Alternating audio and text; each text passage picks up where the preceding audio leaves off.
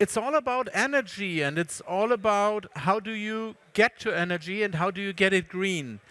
And I'm combining the additive ideas, the production ideas, together with the green kilometer, as we want to produce electrical energy or use green electrical energy for transportation. So we are a few companies working together. So on the one hand, we have a mother in Switzerland, we have two subsidiaries in Germany, and so we can testing, we can produce, and at the end we will sell our products in a special manner in Switzerland. The problem, or the thing is, we are producing on the one side, we take green methanol, which is where we can produce hydrogen from.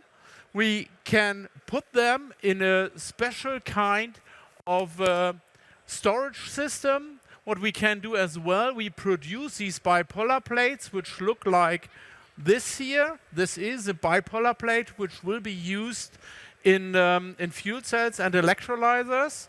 Then we can put it together for a stack, and at the end we will use it for testing and in different applications.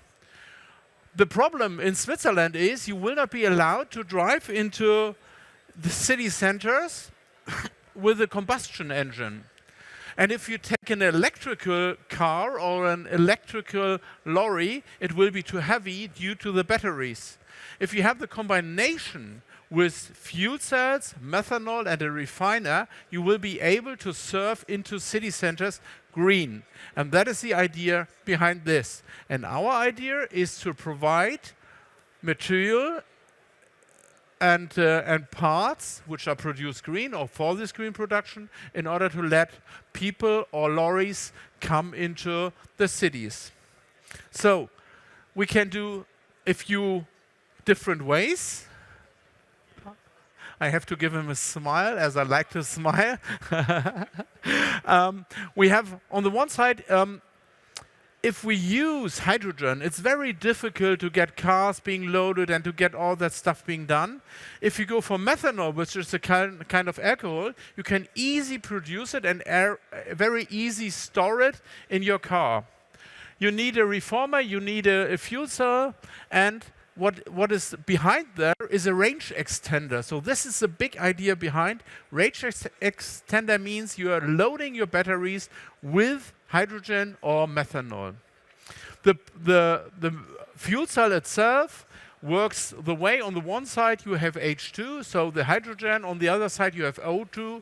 They are coming together. As they come together, a little bit separated by bipolar plates, and at the top you will have that electrical energy. That is what we want. That is the story behind. Now we are coming for how can we do this, what is needed. We have different kinds of bipolar plates. We stack them together.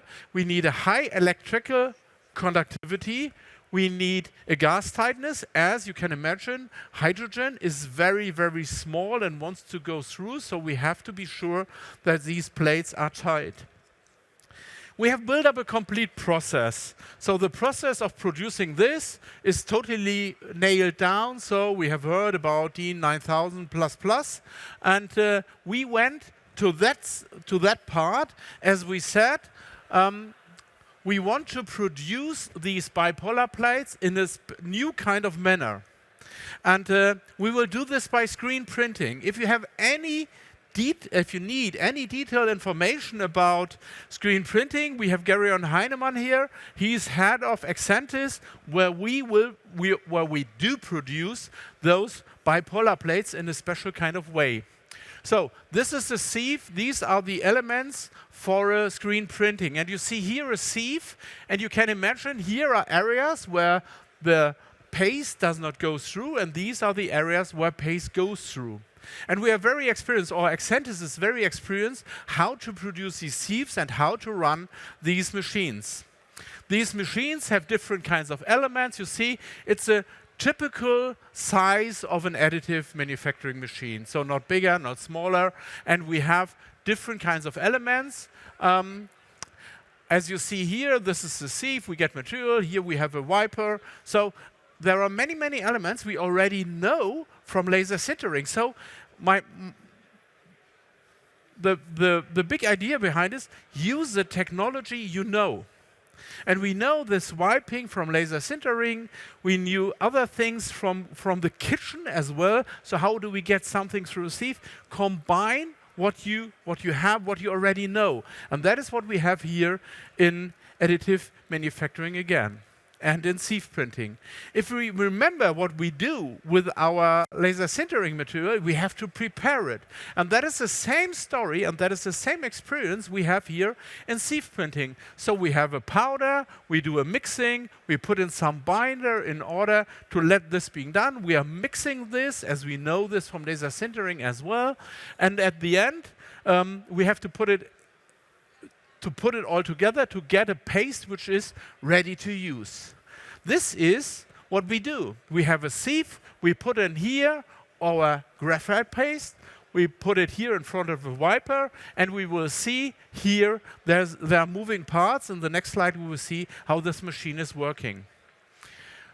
It's back and forth, we have an oven, so all the elements we already know from additive manufacturing in different kinds of applications.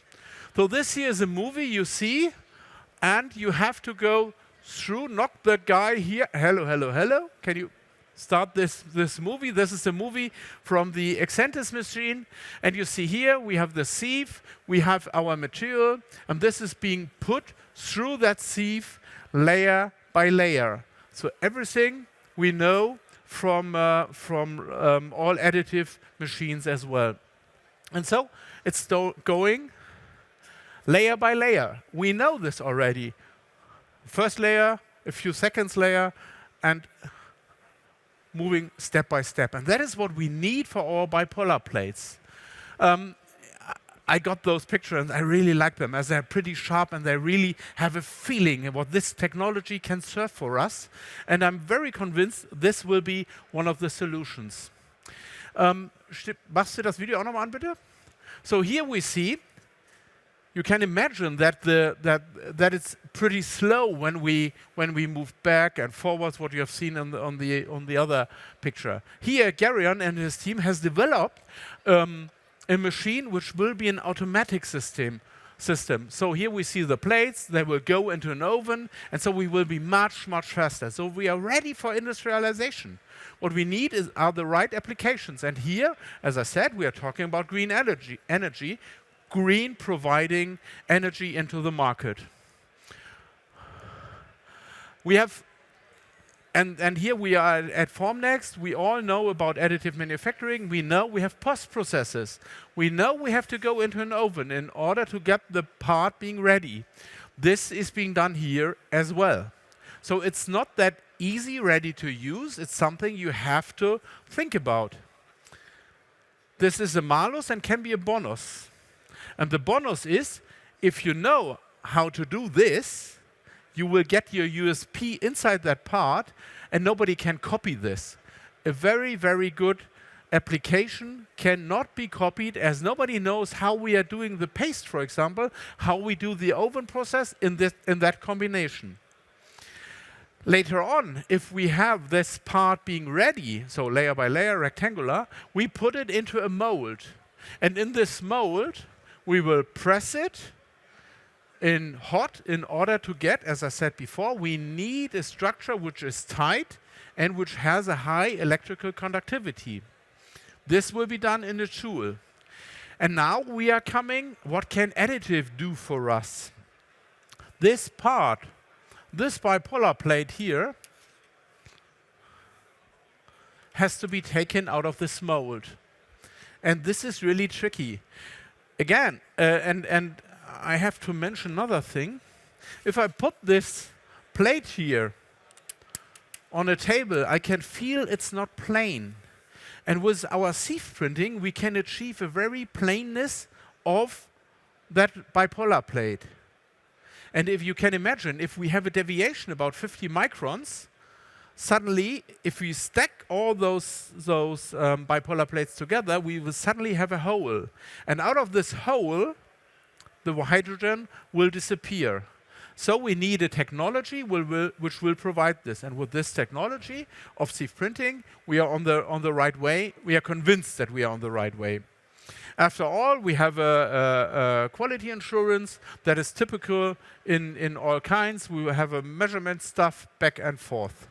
Now I'm telling you a little bit what we have done together with company Böllhoff. So a former friend of mine has provided this part, which is a gripper. Besides this gripper, I have to tell you something else. We are talking about trust. You have to find partners you can really trust. And with Michael, so Michael did this, I've got a long relationship. So we now all know what to do, how we can produce or how we can get parts out of our mold with such a with such a gripper, with such an appliance, which is at the moment being done this way. You see this, it's very, very hard to get Sandra doing this out of this. Then now she has to blow inside the mold, and then she has in a special way, so it's a little bit accelerated, and now she has to suck it or to bring it out of that mold. That was our problem, and I said, okay, we have to do something else, and so we came to the gripper. I'm a mechanical engineer, so we started with our requirements. We have a main function, we have a secondary function, we have a kinematic, we have safety, and all that stuff. So here, I have to say, if you're a mechanical engineer, you're learning this in school at university, and this is the basis of your work. So my recommendation is do something technical at university. We went a few steps. So this here at the beginning was 2.7 kilograms. We further on made different kinds of changing in our design. And we had a student who started to produce or to design. He learned a lot about additive manufacturing, and he came up with this design. So suddenly we were much, much lighter. And we have different functions in here. As we see here, the gripper has to grip that bipolar plate in a straight way out of that mold. If we do it only from one side, it will not work. You see here, that's the gripper in use. So different kinds of elements. We have a fixation. We have that blowing out into that areas where we have seen Sandra, who was blowing into that mold. And now the movie again, please, is done. So it's very, very early. We have not finished this, but I want to show you, hey, this is what we have done. So the gripper is working. It's not light enough, and we have some improvements to be done, but it shows additive manufacturing can really bring a high value besides that production of the base plate and now taking out this. Now we are coming to a point where we say, okay, how can we adjust this? How can we make sure that it's not being copied? How can we make sure that these different elements can fit together if we have a different size of those bipolar plates? So we have at the moment 300 millimeters. We have a new customer who goes for 600. Now we ask the guys of additive marking, so Ulrich Janke and his team, to build up these kinds of code.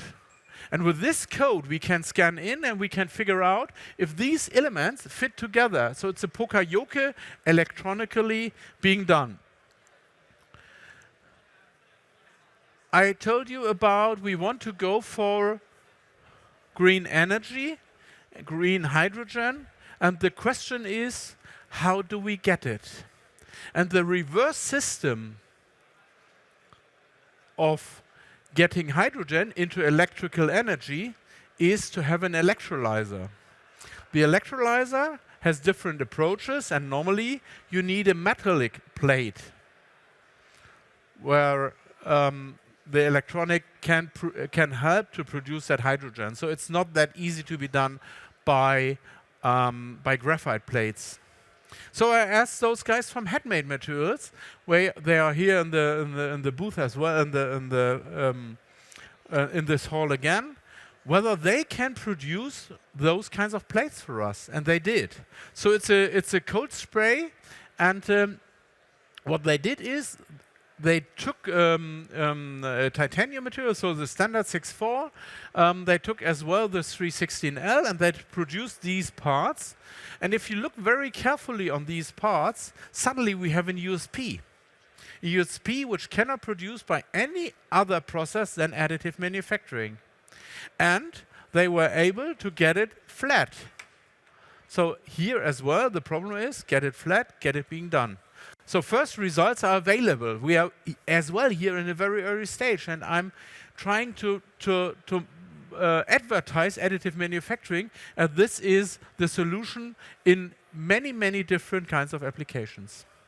So in my conclusion, we see screen printing really as a disrupt technology to produce high electronic conductivity, to produce high quality and short circle time. As you have seen, those processes are already to be done. So if we ask Garion, can you do this or this or this for us? It's not only about bipolar plates, it can many, many other different funny things. That is the one thing. Second things, handling needs new approaches. How do you get it out? How do you get it to be done in different sizes? We need a part identification. How can we get our parts being done? So how can we control our product? And the USPs has to be done. So nobody can copy our stuff as we have done these kinds of collaborations. But you have to be trustful. And you have to trust your party. So I trust Garion, I trust Michael, I trust Ulrich, and so on and so on. And from Headmates, Ralph Meyer. So you have to really rely on them, and they have to rely on your idea. And that is what I see here. We have a lot of positive engagement and many positive ideas, but we have to work together. Collaboration is really something which brings us forward, and here at the end, AM really does provide a benefit in many, many respects. In our company, so the White Cell company, the next steps will be we will run a crafter with a methanol tank, with a vehicle battery, with electrical motors, with our elements being inside those cars with green hydrogen in order to protect the environment, in order to keep it clean. A new business model will be behind. So this is the next step. So we can sell a green kilometer to our customers, which will be easy to be used, easy to be done, very open, we knew it from car industry. So here, combination, again, of many other markets. Yeah, and that's all for now. So I'm really looking forward to moving inside cities with green energy in order to keep it clean, tidy, and with a lot of friends, a lot of trust with those partners we are working together. Thanks a lot. And I'm open. I'm still here for questions. Garion is here for some questions. So, thank you.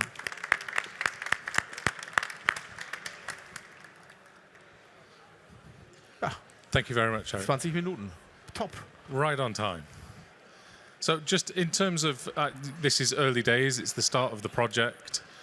When will the Sprinter van be outfitted and on the road? It's there. It's there already? It's there on the road. Okay. It's already driving, and we have figured out what's to do and what's not to do. Okay. So at the end, we needed an exhaust at the top. It was at the bottom and became extremely hot, and we did not achieve to come that far as we wanted. But technical stuff to be solved. It's the same with the gripper. It's a process. We are on the way. Very on a good way. On a clean way. Good. On a green way. Stay on that way. Thank you, Eric. Thank you.